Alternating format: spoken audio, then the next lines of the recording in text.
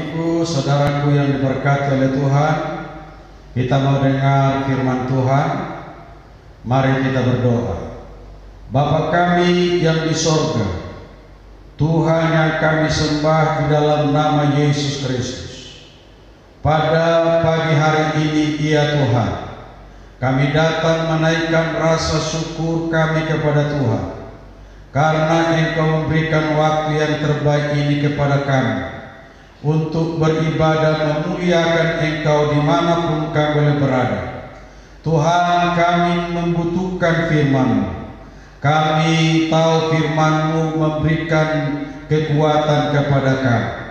Kami tahu firman-Mu memberikan kepastian kepada kami. Kami tahu firman-Mu adalah jawaban untuk semua kebutuhan kami. Tuhan, berfirman-Lah. Kami dengar firman-Mu. Di dalam nama Tuhan Yesus Kristus kami telah berdoa. Haleluya. Amin. Bapak, Ibu, saudaraku yang dikasihi Tuhan kita Yesus Kristus, kita mau dengar firman Tuhan. Tapi sebelum saya menyampaikan firman Tuhan ini, saya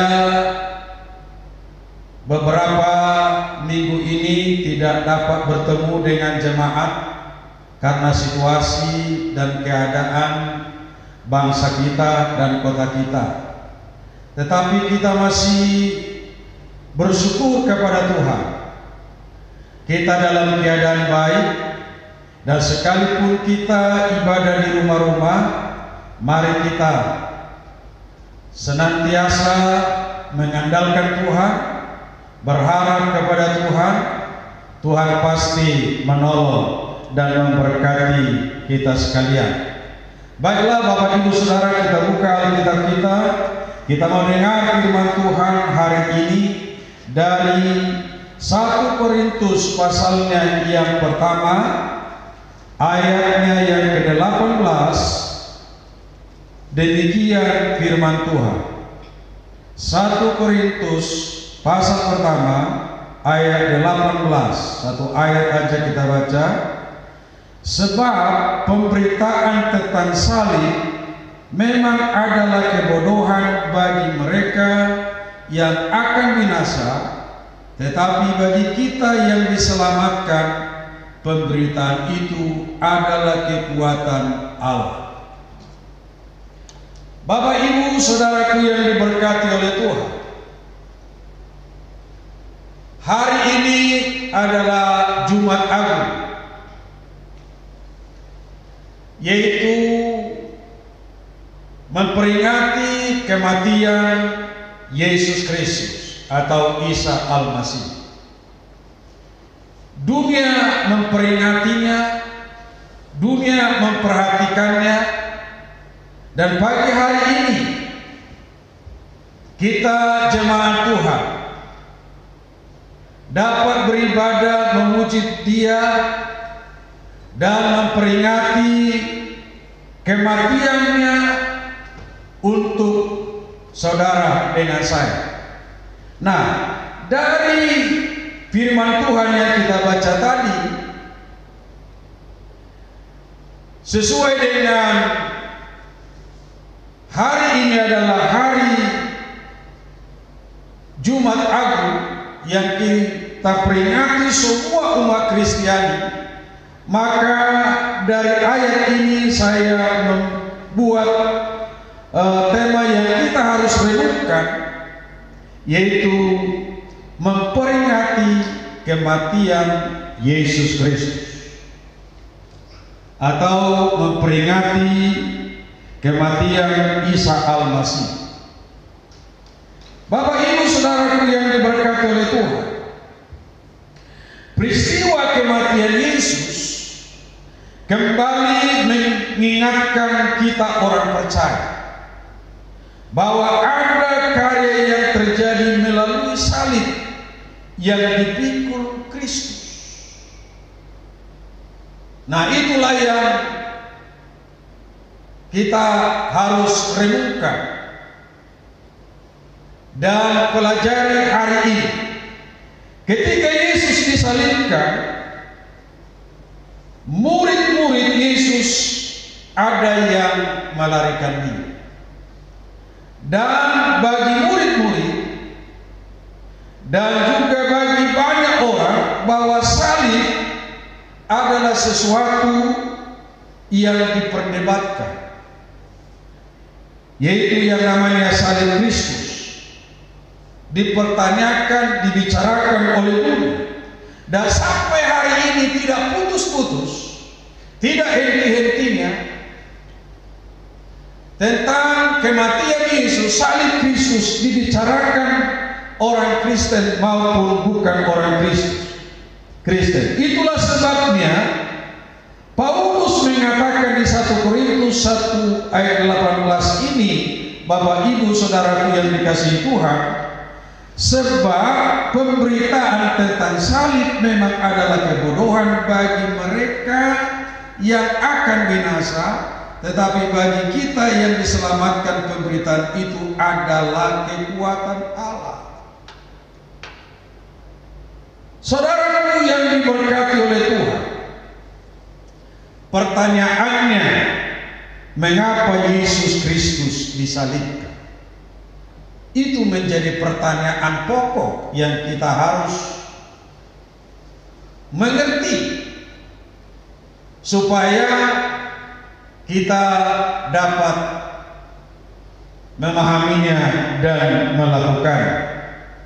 Nah, dari pembicaraan kita tadi, dari pemberitaan firman Tuhan tadi, maka ada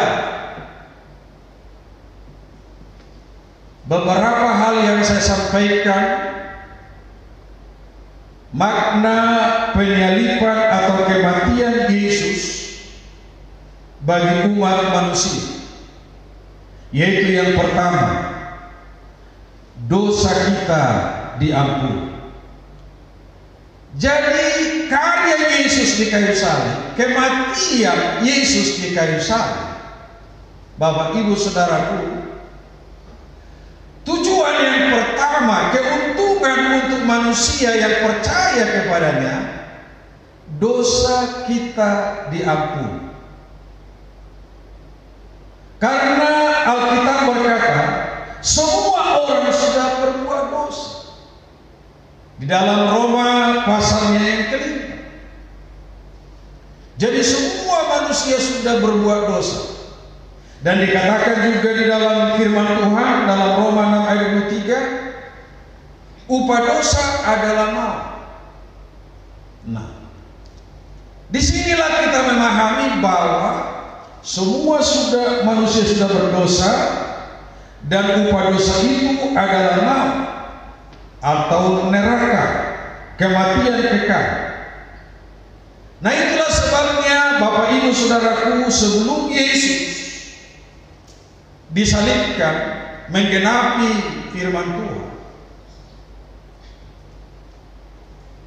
pada menjelang dekat-dekat penyaliban Yesus, pada saat itu ada perjamuan malam terakhir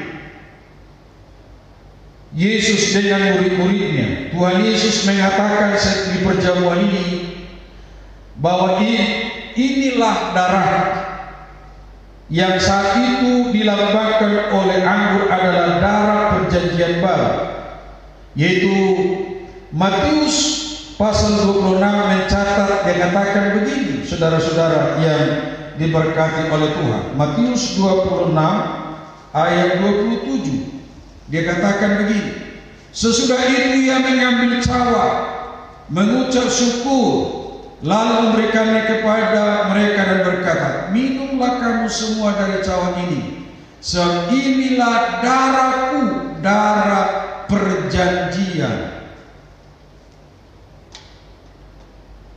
Jadi inilah yang diucapkan oleh Yesus waktu perjamuan terakhir menjelang detik-detik untuk penyaliban Yesus, saudara-saudara.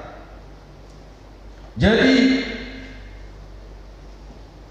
berkat bagi orang percaya, bagi manusia yang menerima Yesus Kristus yang tersalib adalah dosa kita diampuni. Hari-hari ini Bapak Ibu Saudara yang dikasihi Tuhan, bangsa kita dunia melanda yang namanya virus corona yang ditakuti oleh dunia. Takut.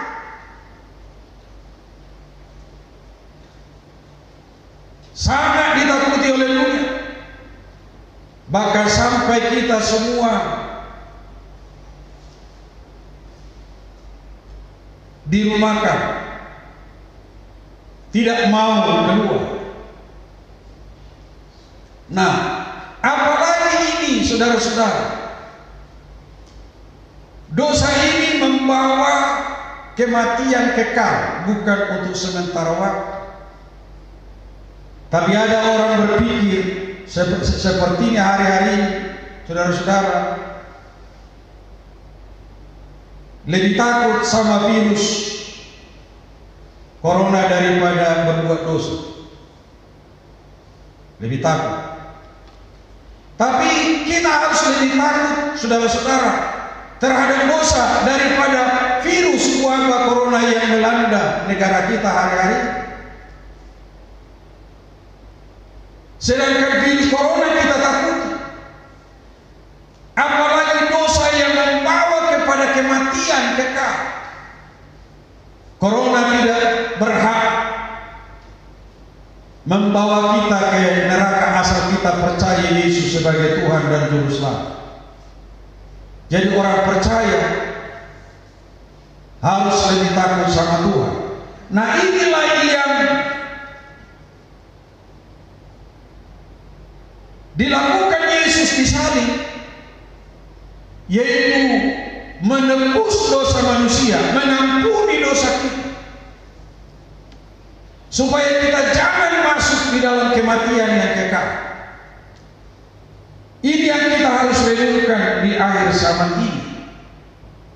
Jadi di dalam ayat ini, saudara-saudara yang diberkati oleh Tuhan, ada dua pandangan,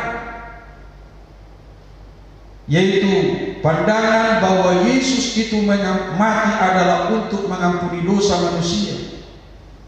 Tapi ada beberapa pandangan yang lain daripada itu. Yesus itu bukan mati, Yesus itu diganti. Tetapi kita orang percaya Yesus itu mati untuk mengampuni kita orang berdosa, membayar dosa kita dengan lunas sesuai dengan Alkitab.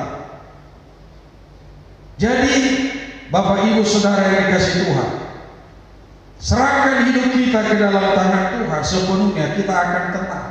Biarpun kita hari-hari ini menghadapi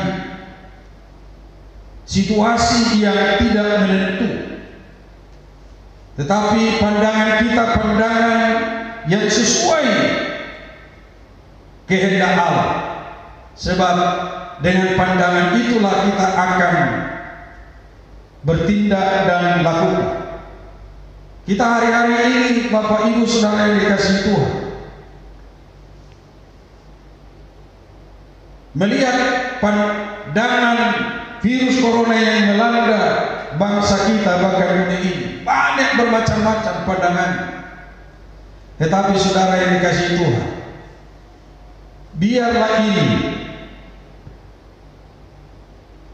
membuat iman kita semakin kuat, berpengharapan kepada Tuhan bahwa dunia ini benarlah akan satu ketika akan lenyap, tapi orang percaya kekal selama-lamanya. Nah, Bapak Ibu Saudara yang dikasihi Tuhan, banyak orang bermacam-macam pandangan, padahal murid Tuhan pun lari setelah Yesus disalib. Nah, dengan keadaan dunia hari-hari ini, Bapak Ibu Saudara yang dikasihi Tuhan, Disinilah Bapak Ibu Saudaraku, bahwa kita sebagai orang-orang yang percaya kepada Tuhan, iman kita diuji. Apakah kita Kristen yang sungguh-sungguh atau tidak, saudara? Nah, jadi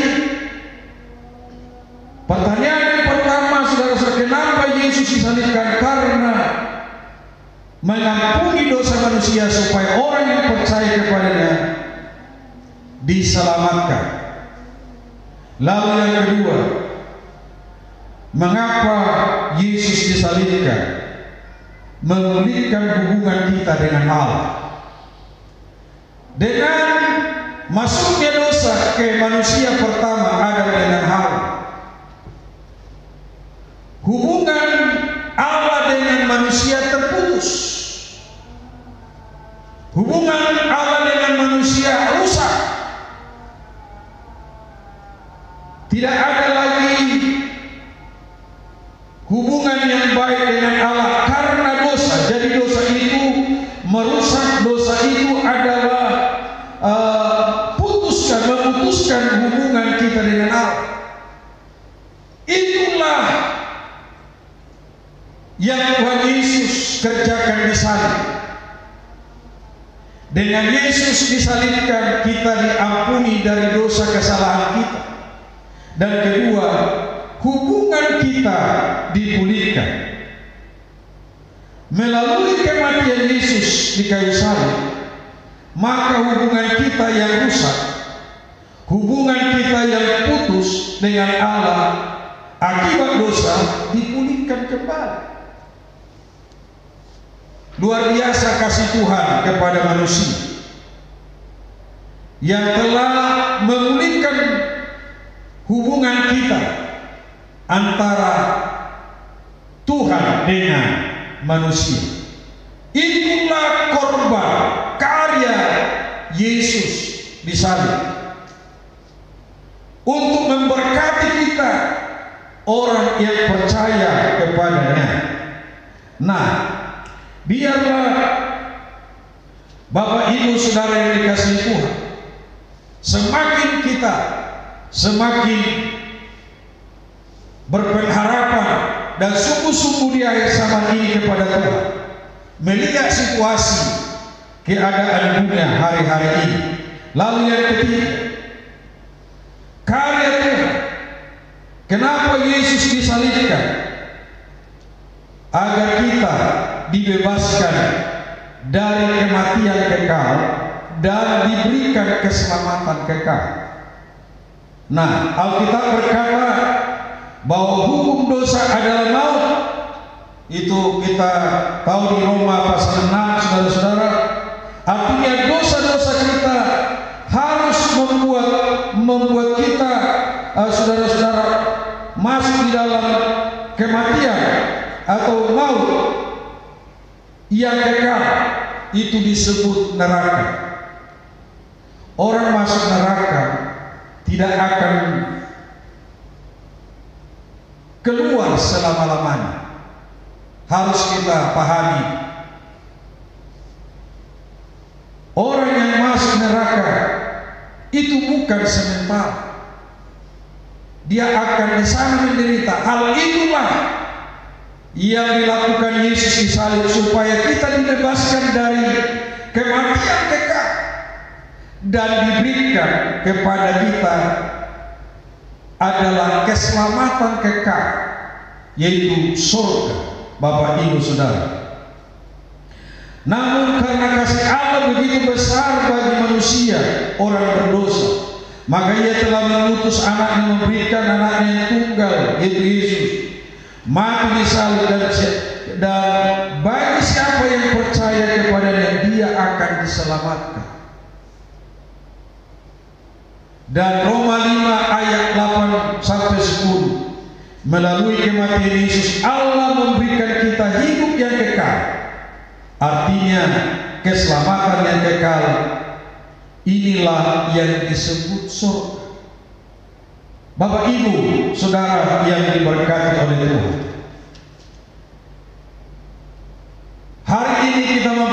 memperingati kematian Yesus.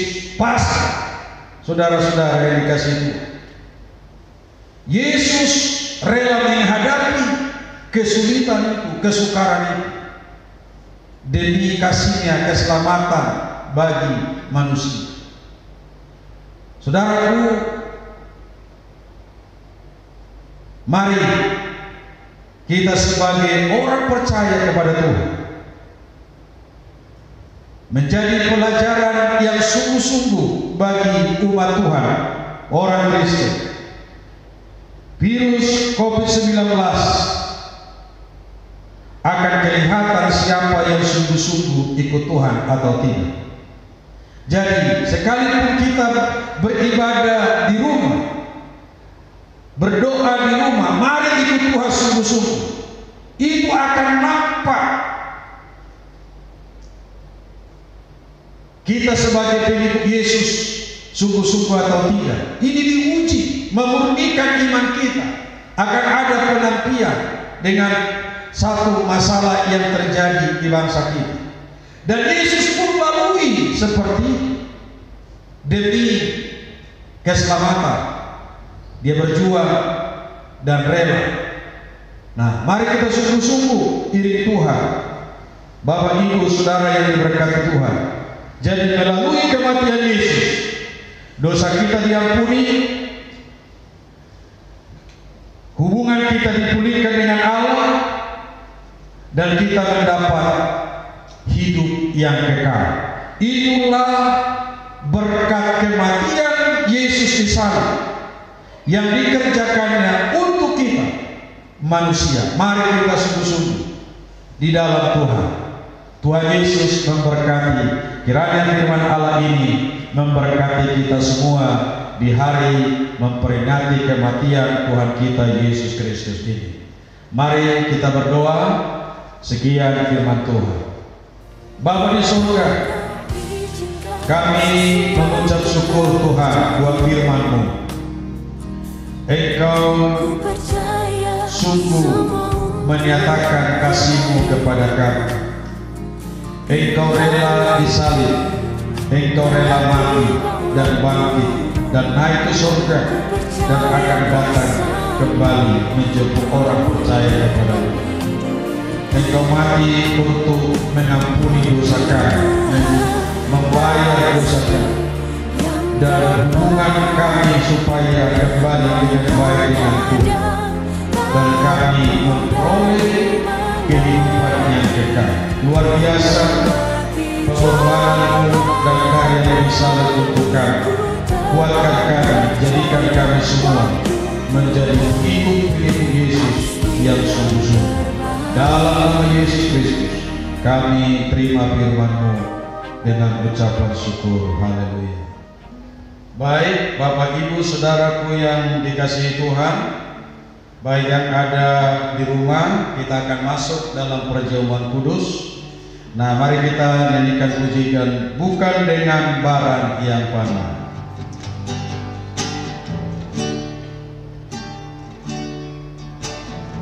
Bukan dengan barang fana membayar dosaku, dengan darah yang mahal, tiada noda dan celah. Bukan dengan emas perak Kau menebus diriku, oleh segenap kasih dan pengorbanan-Mu, ku telah mati dan tinggalkan cara hidupku yang lemah. Semuanya sia-sia dan tak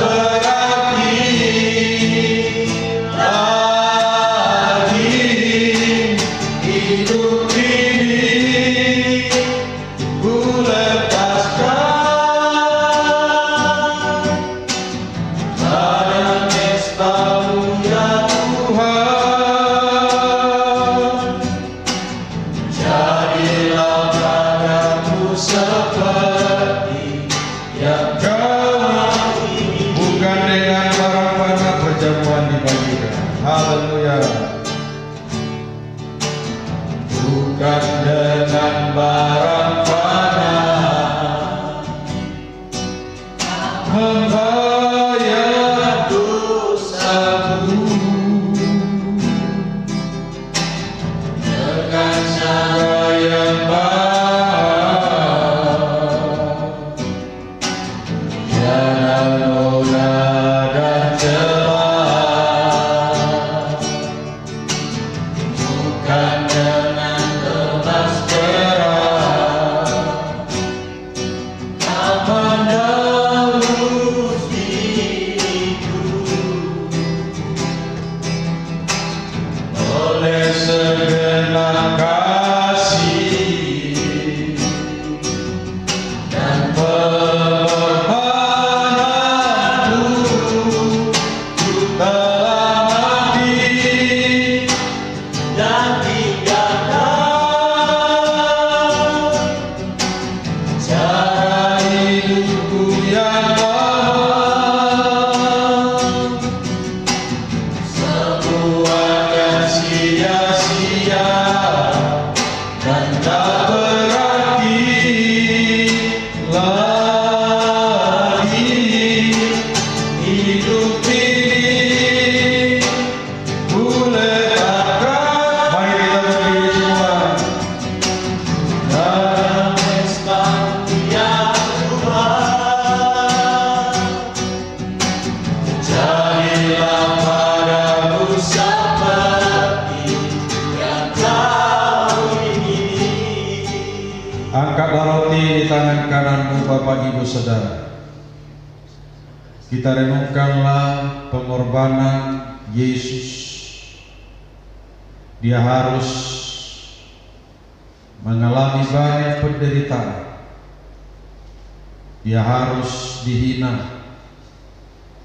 Dan dia harus mengalami penderitaan. Dia disalibkan. Tangan kakinya dipaku, darahnya tertumpah. Dia mengalami penderitaan dan dia disalibkan adalah untuk mengasihi saudara dengan saya, untuk membayar dosa saudara dengan saya. Dia rela menderita, dia rela mati untuk saudara dengan saya. Kita sudah terima perjamuan. Angkatlah roti di tangan kananmu, dengarkanlah firman Tuhan.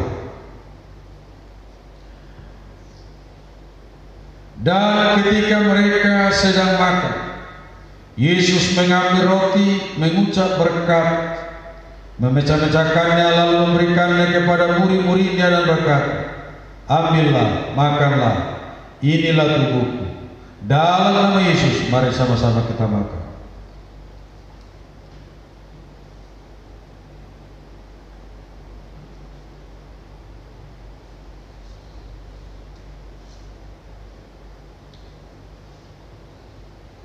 Angkatlah cawan di tangan kananmu, dengar firman Tuhan. Sesudah itu ia mengambil cawan, mengucap syukur, lalu memberikannya kepada mereka dan berkata, minumlah kamu semua dari cawan ini, sebab ini darahku, darah perjanjian yang ditumpahkan bagi banyak orang untuk pengampunan dosa. Dalam nama Yesus, mari kita sama-sama minum. Haleluya, semua bersyukur kepada Tuhan. Kami memuji Tuhan, kami menyembah Tuhan. Luar biasa kasih-Mu menyelamatkan kami. Haleluya.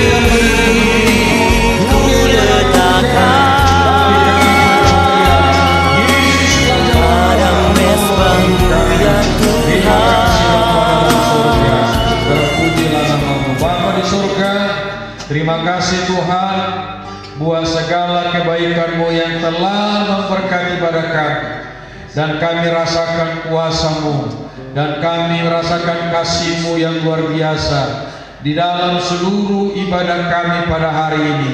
Berkat Allah dicurahkan atas kehidupan kami. Terima kasih Tuhan, terpujilah nama-Mu. Dalam nama Yesus Kristus kami telah berdoa dengan mengucap syukur. Haleluya. Amin.